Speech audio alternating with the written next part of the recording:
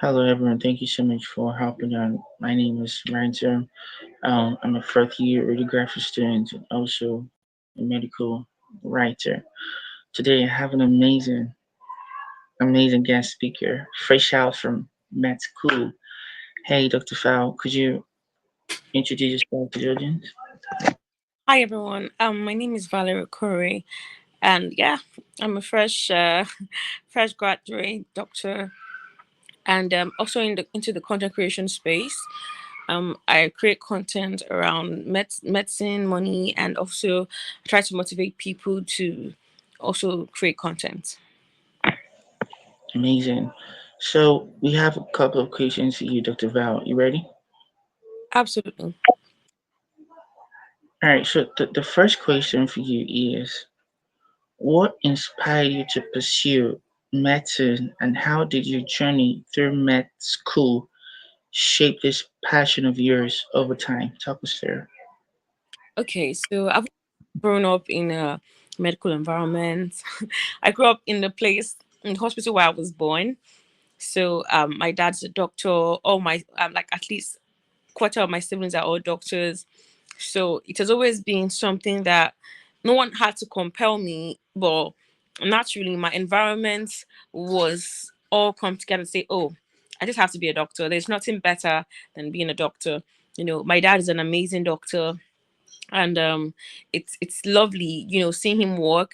When I had an accident when I was younger, he was the one who treated me and took care of me. So that's it. And my mom also is into the she after schooling, she also did a PhD in hospital management. So everyone was all medicine doctor. So it was a no-brainer for me to start medicine. So what pushed me towards content creation was, you know, while I was in medical school, I was always like, but like, why so lively? You just the way you talk, everything you do. That are you sure it's medicine that you want to do? Are you sure it's not? Are you sure you're not in public? What's it called? What's that department? Is it something management? All those departments. In there's those people that used to talk. The people like I've forgotten the department, but like, are you sure you should not be? Are you sure you're not making the wrong decision to study medicine? I'm like, no, it's medicine or not, So I was like, it's true. In my 100 level, I started and I started an NGO. So that was Co Talent Discovery Club. From there, I was like, oh, I got more motivated, more inspired because when I was in Ebonyi State, I felt like everywhere was very mediocre. People were not interested in building themselves. So I wanted to create a space where people can be interested in building themselves, in thinking more excellently. And that is why I started Code. Code, the full meaning of Code is actually corporate organization for developing excellence. So that was the goal. So after starting Code in 2016, people were enthusiastic about it, but medical school obviously is very jealous and it didn't allow me to pursue it to my heart content. So I kind of stopped to prepare for my exams because a lot of things went down during that period and had to slow down on the whole will I say advocate for excellence and stuff. And I focused on my exams. Then came in the pandemic. That was like a breakthrough for me. So during the pandemic, I had so much time on my hands, like literally. So I was like, okay, I have time. What do I do? I wanted to pick up back my organization then, but it wasn't as fiery as it was. All the people that started the organization with me had already gone and left school. So I was just alone. I'm like, oh, why not don't I try affiliate marketing? I tried affiliate marketing and I failed woefully. Like, oh more use broom pursue me. So like almost. So then before that, I was making I started making short videos and posting on my WhatsApp status. I'm like, oh wow. Then I was into spoken words and just motivational, small motivational videos. Like, wow, why are you posting just on your status now? Post it somewhere that will last forever. I'm like, it's true. If I put it on WhatsApp status, after 24 hours, nobody will see it again. So just that was like the main reason why I wanted to start creating content. Like, oh, since I'm making these small videos, and WhatsApp is not a good place to save them. Okay, why don't I just post them on YouTube? I didn't know I could make money, or I didn't want to plan on being famous. I just wanted a place to keep those videos. And I opened my YouTube channel then in 2020. I started uploading those small, small videos. And yeah, the first one, second one, the third one. And before I knew it, I was loving the entire process. I went to Instagram, started posting those short, short videos, and I was like, I'm a content creator. So that was just the start. That was the start of something very beautiful. As I said, in 2020, I didn't take all this into account. I didn't take it as serious as maybe now, but it was just for fun. But the more I did it, the more I grew, the more I wanted to grow. It's just like this. Is this would I say domino effect, right? It's like once you hit one domino, you just straight down. You keep hitting after the other till you hit till you hit the biggest domino, right? So that's how it was. So just one small hit after the other, one small hit after the other, and I started changing my content from making those short videos to medical videos. I started doing long form videos to vlogs. Then I started talking about medical school. Then I did a video about Jumia. It blew up, got almost 10,000 views and stuff like that. Like, oh wow. So I just started loving creating content. So after that, I think I kind of slowed down again because medical school is actually not a place to create content. Honestly, like anyone who does it and does it consistently, it's he's amazing or she's amazing. But finally, came in 2023. I traveled to India, and that was also a big turning point for me because my content, every content I did well. I feel like Nigerians are tired of their country. They're very, very funny.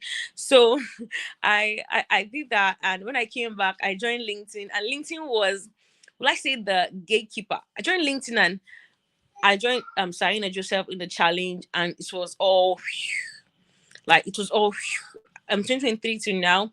For 2023, I was like zero followers on LinkedIn, like 400, just 400 connections from just my normal circle of friends. And before I knew it, right now we are 20,000. And it's crazy because how would 20,000 people know me if we had not started from somewhere? So it's always a first step, and it was never something that was like, oh, we're going in, want to go and get all the followers, want to go and change the world. Yeah, I always want to change the world, but the first step was just starting. I had no major goal, no major reason. But as I started, I was like, oh wow, we can make something out of this. And LinkedIn was the first one I decided that, oh, okay, I want to get 20 followers a day. I set small goals, small goals, and I achieved them. Once I achieved, like, okay, from 20, let's do 100 a day. And within a year, this is what we came up with. So yeah, that's how from 20 we got here. This is how we got here. Just Amazing, summary. amazing, amazing. I think that's a little disclaimer out there for the audience as well. In anything you're doing, you have nobody's gonna market. If you want to be a writer, you want to be, even though you're medical, you have other interests as well. You want to do start up like content creating services. Listen, nobody's gonna do that for you except you. You'll be the one to make that first step. Look at Dr. Val right now. Azumi, she didn't. She was getting a lot of messages, a lot of feedback, like inspiration to go over to YouTube. And Azumi, she didn't take that step. Um, believe me, she won't achieve what she's achieving right now. So that's like a disclaimer out there to in anything you wanting to do, as far as it's good, right, let go for it. All right. So I've been following your journey, Dr. Val. You know that, right? So I literally got everything you just said, and I believe that the audience are really enlightened. And thank you so much for talking us through what really inspired you to pursue medicine, and how the journey to med school shaped your passion over time. Thank you so much. So that draws us to the next question for you, Dr. Val. Everybody knows that med school is really very challenging. Yeah. So, what were the most challenging aspect of your medical training, and how did you stay motivated during this difficult times? Okay, so medical school is really not as challenging as they say, right? I think the most challenging thing is probably what we call second MB. For me, that was what the most challenging part of medical school. But if maybe because I was the only one who studied medicine in Nigeria in my family. Okay, my sister did though, but if maybe someone has come, I'm like, oh Valerie, there's actually an exam in medical school that if you don't pass it, you're gonna fail out, right? I never knew there was anything like that. So I came into this class and I'm like reading like a normal human being, reading like the way normal people read, thinking that all that glitters is gold. And more they show me shaggy. Like they just use broom and pack me out of that class sharp sharp. Like so that was the most challenging stage for me in medical school because I read every single day. But it was more than reading. I think that was where I learned how to be a medical student, right? I thought medical school was you wake up in the morning, you pick your books, and you just read and read and read. The exam comes, you just go and pass. But it's not true. What I learned was, and I was so glad. Like it was very painful for me because after I failed that exam, oh god, I cried every single day for a year, like every day. Like imagine you are reading and crying, you're reading and crying, reading and crying because your new classmates are not your classmates. Your classmates have left you behind and now you are just on your own. It was very sad, but it was the best thing that ever happened to me. So this is what I learned. Now in medical school, if you want to succeed, you don't read like normal students. So number one thing is that I found new ways to read. So what I started doing was, okay, I read with questions. So every time I read, I will write questions down. Every time I'm in class, instead of copying my notes, what I will copy down is questions. So anything the lecturer says that is important, instead of writing it like he said, maybe um he's explaining a fact. What I'll write is discuss this particular fact, right? So instead of just writing what he said, I'll write the question. So when I go back home, I will start answering those questions that I wrote in class. This way, when the exam comes, even if it's a question they've never asked before, that question was asked in class or it was said. But what I did was I turned that topic to a question and I answered the question. So there is no way when I get into an exam, now nothing shocks me because I know what they will ask. Right? I became a ghost because I would tell my friends that this is what the lecturer will ask. And they were like, Valerie, how did you know? And I'm like, because he said it in class. He may have not said it in exact words, but when you start reading like someone as a detective looking for questions rather than just looking for, oh, define this, you're just reading, reading, reading, reading, but you're not reading like a detective, you're not reading like someone that is looking for questions, answering questions, because the goal in medical school is not how much you can read, right? It's how much you can answer. So even if you know everything, right, but you cannot answer the question that is given to you, you are considered a fool. You are considered someone that knows nothing.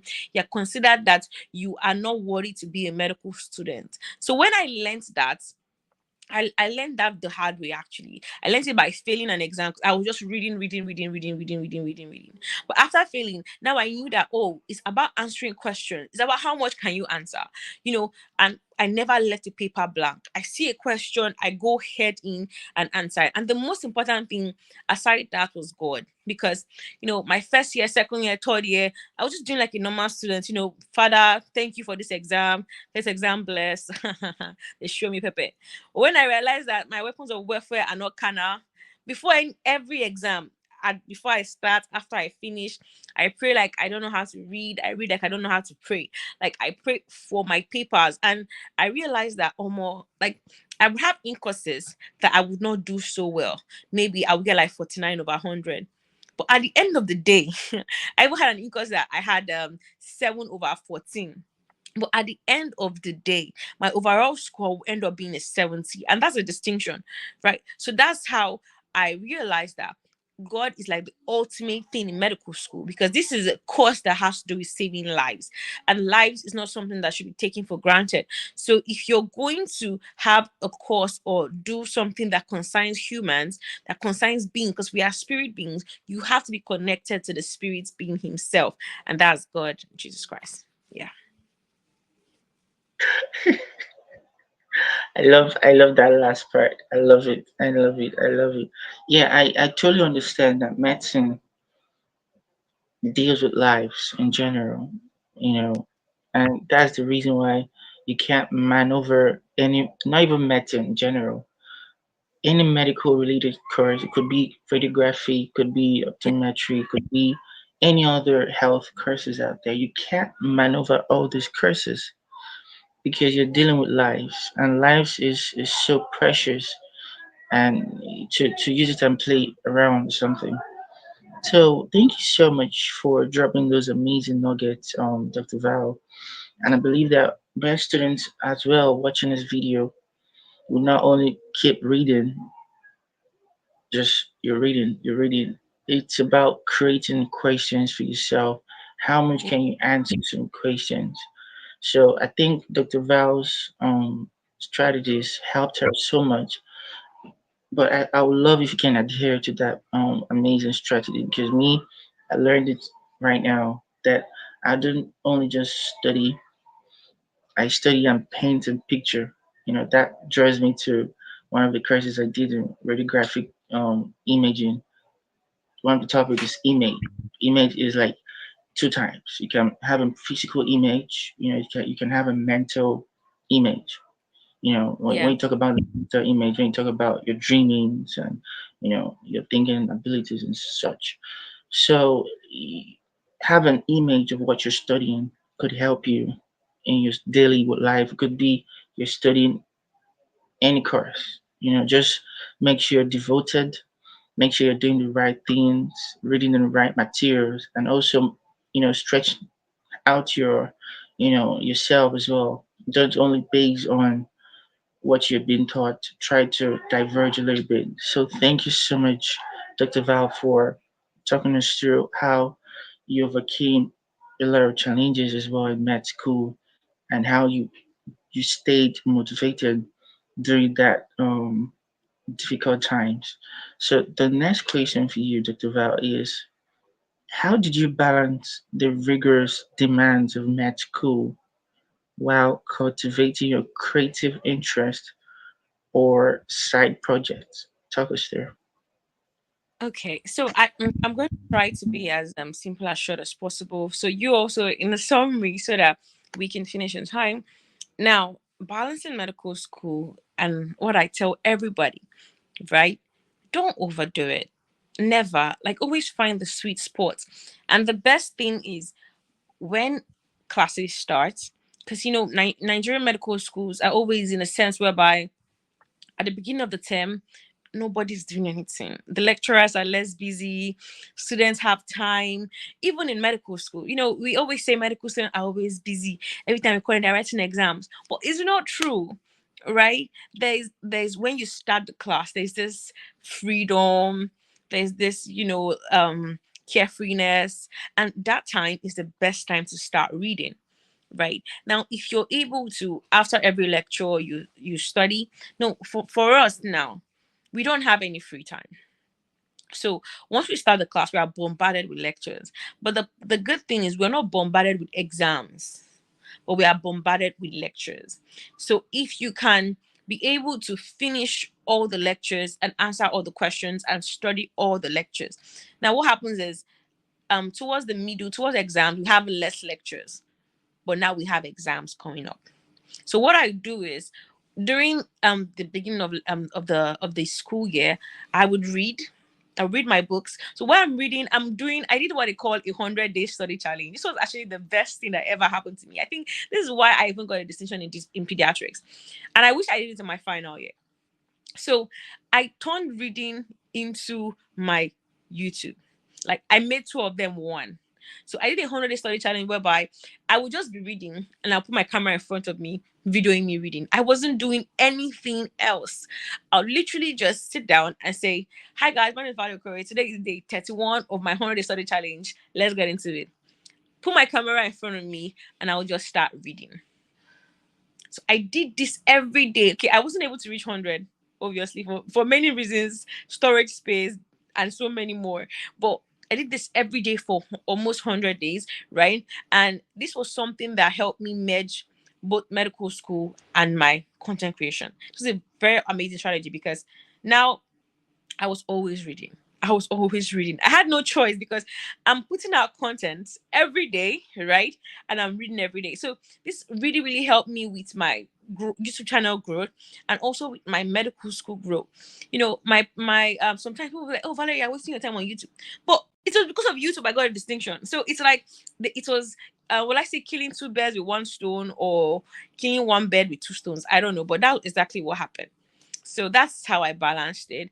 And when I have exams, I would tell my following, like, and it's very very important when you have exams to drop everything.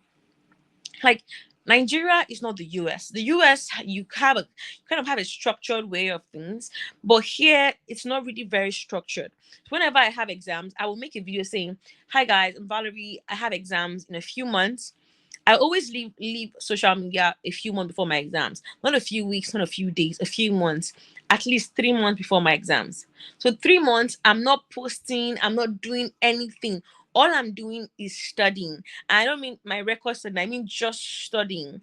I would say it on YouTube, I would say it on Twitter.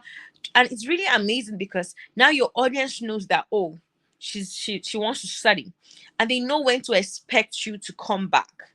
And it's always nice because when you come back, there's this Jerusalem welcoming. Like it was like, oh, she's back. Yay, how was the exam? How was it? It's amazing. So my in just two simple steps or three, I would say one, start your academic year early. Start it very early. It's very hard, but you can do it. Number two is merge your content with your academics, right? Find ways to find where two of them can have a meeting point, like what I did doing study videos instead of just normal sort of different types of videos. And number three, leave social media when you have to. It's not a must to be posting content and writing exams at the same time, but just inform your audience that you are leaving. And once you are done, when you are back, they will happily welcome you. It's not a must. You should not feel pressured to stay on social media while creating or during your exams or when you are studying seriously. It's not a must, and nobody will do you anything. You will not lose anything. You will not lose money. Just let it. Yeah, yeah, amazing. I love that the aspect you mentioned about start early. During the early phase of the semester, whatever. It's sometimes really challenging sometimes, but you just have to put in the work.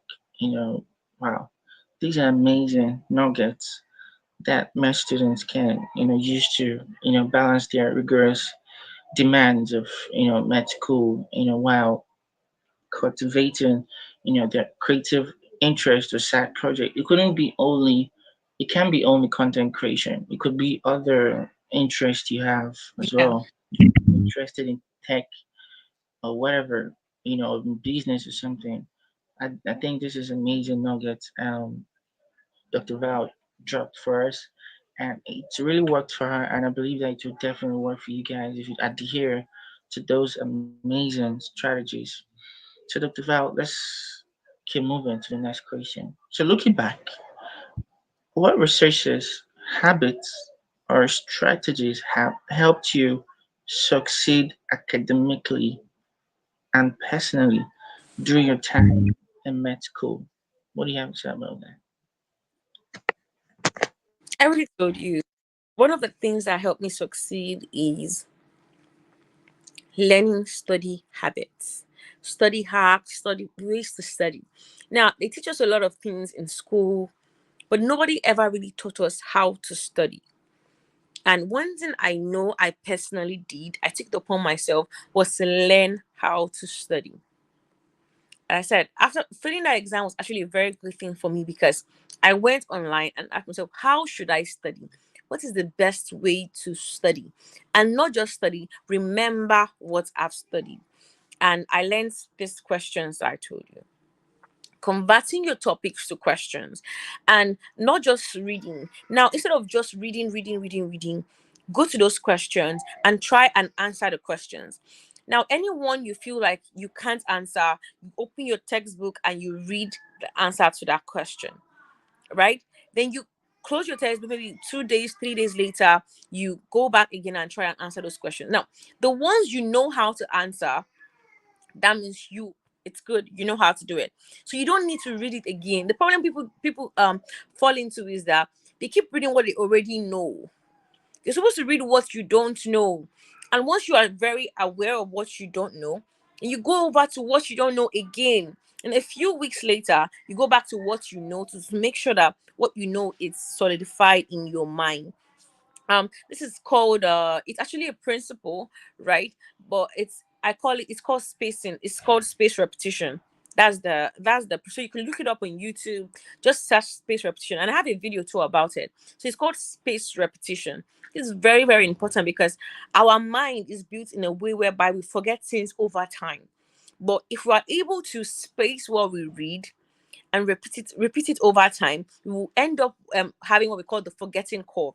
And when we are able to block that forgetting curve with space repetition, we will never forget that information. At least that information will be stuck in our brains for a longer period of time. So that is why answering questions is a very, very good technique to help me succeed in medical school. That is the single most important technique that helped me anytime. And what I do is for my exams, very, very important. It's very important that you do not see any question for the first time in the exam hall. A lot of people fall into this trap because once you see a question for the first time, you're like, what is this? I don't know. They did not ask me this, and you are shocked. Your paper is blank. You are angry. You're angry at lecturer because of what? So before maybe 1 week before your exam, 3 days before your exams, monitor your lecturers. Be in the spirit. As I said, always pray, be happy, be full of joy, don't be anxious, and take your pen and your paper, sit down, and look through past questions, look at your lecturer's behavior, and set your own exam question in your house. Literally, I do this every single exam. I will set my questions. So let's say the exam is supposed to set like maybe 5 questions. I will set 15, right? Now, out of those 15 questions I said, at least 3 or 4 will come out in the main exam. This is because you are aligned. The Bible said there's a spirit in man and it giveth him understanding. That means when you set exam questions in your house, you are aligning with the spirit of your lecturers, right? Nobody's calling you and saying this is what to come out. But once you get to the exam hall, you open your paper and you're like, wow. Uh-uh. They'll ask you see it in your dream. It's very important, and that very single thing that is also important is having a discussion group. If you're in medical school and you don't have a discussion group, you are wasting your time. I know some people say they like reading alone, but please, it's medical school is not the place to read alone. After you finish reading, after you finish asking questions, bring your friends together. Let ask your friends those questions. Let them ask you back, and let's see how you can talk to another human being. Because it is not just about answering questions on paper. Medical school, we have what we call viva. So viva, you have to know how to speak and be an orator so that you can talk to your patients and every other person. Amazing, amazing, amazing. These are amazing resources, habits, strategies that not only helped you succeed, that could also help other math students as well academically to succeed and personally, during the time, in med school. Thank you so much, Dr. Val, for sharing us on how, you know, those resources and habits and strategies that, helped you succeed academically and personally during your time in med school. Thank you so much for talking us through. And I believe that the audience are really enlightened based on that narrative you shared. So we have some questions left for you.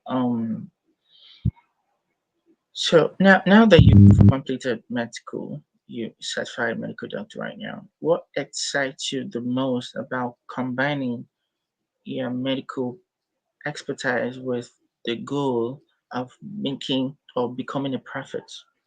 Talk us through. Or becoming a what? You know, combining your content creation and you being a medical, you know, Okay. so what really So inspired you combining the both? Yeah. it's actually been a very big battle for me, right? I love medicine, practicing medicine, but how can I combine both? That has been a really, really big battle. But I'm having lots of inspiration right now. Aproko Doctor is a very big inspiration for me. Even Dr. Mike on YouTube is also a very big inspiration for me. So I'm trying to find like the sweet point of where my own personality enters in. Aside Aproko Doctor and Dr. Mike, Mr. Beast is a very huge inspiration for me. I love his philanthropy, and I love his style of videos, the excitement, the jump. I'm not really into the whole just comedy or sit down head talk videos, right? I want to be moving. I want you to see me where I'm going. I want to get people involved. And that is why I love Mr. Beast style of videos. And then there's this guy, Ryan Trahan, to, I want to just show my personality. So it's actually me trying to figure out who I am and how I can best express myself through my content. So what excites me the most, there's going to be a lot of experiment. There's going to be a lot of, trial and errors, and I'm really excited because I'm just gonna give myself to it. I'm gonna try and experiment and see what sticks, what I love the most about what I'm doing. And once it sticks, we go from there. So right now it's really experiments and just having the way. Amazing, amazing, amazing. I love that aspect of our, inspiration methods. Yeah, so we're gonna expect the next three persons in one. The next Yeah, Mr. yeah, like expect from Ryan Trahan, Miss this, Dr. Mike, Apropos Doctor. It's just gonna be amazing. It'll be like, who is this? Like everyone will be like Dr. Val, I'm like, it's only God, and most important thing is expressing Christ through my content, because I really want to be able to make an impact on the planet, on earth, showing that Jesus is Lord. And that's the most important thing. That is why I still create content. Yeah, absolutely. That's the most important thing. The world needs to hear about Christ as well. So we, the audience, we are waiting for you Yeah. patiently. Especially me, I'm waiting. I've been waiting Yeah, ever since. you guys should watch out. Like, Yeah, watch out for part two. because you got YouTube channel on in the YouTube description below. So guys, please check out her YouTube. She's doing amazingly well. Because I watched that video when you went to India. That was amazing, really amazing. So check out her YouTube. She's really doing amazing well. So the last question for you, Dr. Val, is what advice would you give to med students or future doctors who want to explore creativity or entrepreneur opportunity alongside their medical careers? Talk us through. Okay, this is a very amazing question. And one thing I would say is, do not let the fact that you're a medical student stop you from being a content creator. Honestly, the amount of content creators in the medical space are very, very few. The knowledge that people have about medicine is very low. Like, there's so much myths around, and they need doctors like you, medical student like you, to debunk those myths. We need you. As in, you are a very, very huge component that is missing in the content world. Like, think about it. How many medical content creators can you literally point out? There are very few, and it's because you think that you have to spend all your time buried in the books.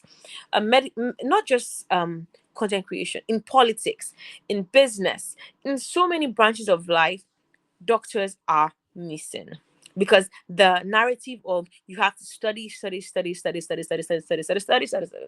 is everywhere, but it's not true. A lot of my classmates did nothing, right? They did nothing but study, and now they are done with medical school, and all they have is medicine. That is all they have. Right now, they want to start create doing candle. They want to start doing crypto. They want to run into here or there, but at the end of the day, they cannot, because why? They have no foundation. In medical school, you will spend years. Your mates will spend 4 years, while you will spend 6 to 8 to 9 years in medical school. And imagine coming out of medical school after 8 solid years, and all you have is a degree. right? Someone comes out of a 4 year course and also has a sewing business. And you come out after 8 years and all you have is a degree. That is why in politics they step on doctors, because you did not read political books, you did not learn how to speak. All you know is I present supine. All you know is her pulse, which is it's fine, right? If you're going to be a doctor, I want you to be 100% a doctor, 100%. But life is too big to just be one thing. Find expression of yourself that you can express in other places of your life, so that your life will have spice, so your life will not be boring, so that you have joy and fulfillment. So I'll leave you with one thing: life is too short to focus on just medicine alone. Find something else that gives you joy, so that when you need that vacation, when you need that rest, you have a place to go. I'm Valerie Okorie, and I see you.